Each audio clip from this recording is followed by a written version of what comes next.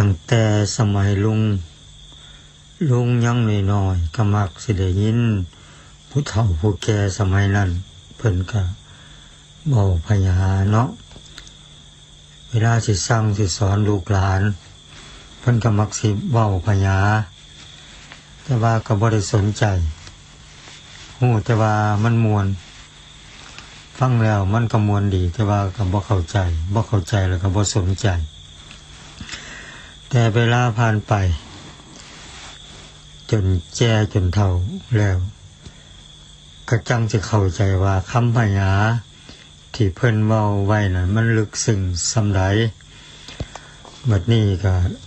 พอเข้าใจแล้วก็อยากถ่ายทอดให้ลูกให้หลานให้พี่ให้น้องรุ่นหลังได้เข้าใจเนาะจะได้สืบทอดและอนุรักษ์กันต่อไปก็มีพญาแต่ละบทสิเอามาฝากมาตอนกันเด้อบทแรกนี่ครับจำได้ว่าจังซี่เพิ่นว่าลูกผู้ฮักเอาไว้ทางหลังลูกผู้สั่งเอาไว้ทางหน้าเอาป่าป้อนมามลูกผู้อยู่หลังหักกระดอบ่เหลียวหน้าลำแลนี่เพิ่นมักสิเว้าจังซี่เขาก็สงสัยอยู่อีหยังน้อลูกผู้ฮักเอาไว้ทั้งหลังลูกผู้สั่งพันเอาไว้ทั้งหน้าแถมยังเอาข้าวเอาน้ำมาเลี้ยงดูอีกให้อิ่มหนำสำราญทั้งที่ว่าลูกผู้อยู่ทั้งหลังก็ฮักกระดอกกระเดียแต่ว่าก็บ่ได้เหลียวหลังเหลียวหน้าเบิ่งเลยบ่ลำบ่แลเลยจังซี่นะความหมายมันเป็นจังไดกันแน่ความหมายจริงๆแล้วมันก็เป็นจังซี่คำว่าลูกผู้ฮักเอาไว้ทั้งหลังนั่นลูกผู้ฮักก็ได้แก่บุญกุศลความดีความงามทั้งหลายไผก็ฮักก็ชื่นชมยินดีแต่มักพากันทำที่หลังเฮ็ดที่หลังหมายก็ว่าเฮ็ดยามใดก็ได้เฒ่าแก่จังเฮ็ดยามใดก็ได้ก็เลยเอาไว้ทั้งหลังส่วนลูกผู้สั่งเอาไว้ทั้งหน้านั่น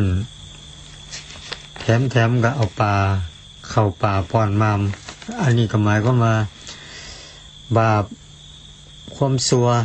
ทั้งหลายอกุศลทั้งหลายโดยมากมักพากันทำก่อนเสมอแนวบ่ดีทำก่อนว่าซั่นเถาะเนาะทำเมื่อเวลายังหนุ่มเป็นสาวนั่นแหละผู้อยู่หลังหักกระดอบ่เหลียวหน้าลำแลนั่นก็หมายความว่าบุญกุศลต่างๆก็ฮักก็ชอบดีแต่ว่าบ่มักทำกันนั่นล่ะนี่เพิ่นก็เลยว่าลูกผู้ฮักบุญบาปเอาไว้ทั้งหลังลูกผู้สร้างความชั่วความเป็นบาปเป็นอกุศลทั้งหลายเพิ่นเอาไว้ทั้งหน้าจังซี่นะนี่แหละคือคำพญาเพิ่นเว้าให้ฟังเพิ่นบอกเพิ่นสอนเพิ่นบ่ได้บอกตรงๆดอกเพิ่นสิยกอุทาหรณ์จังซี่ล่ะ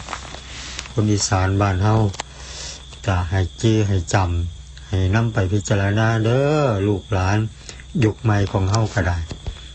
สวัสดีพ่อกันใหม่ในคลิปต่อไปเด้ออย่าลืมกดติดตาม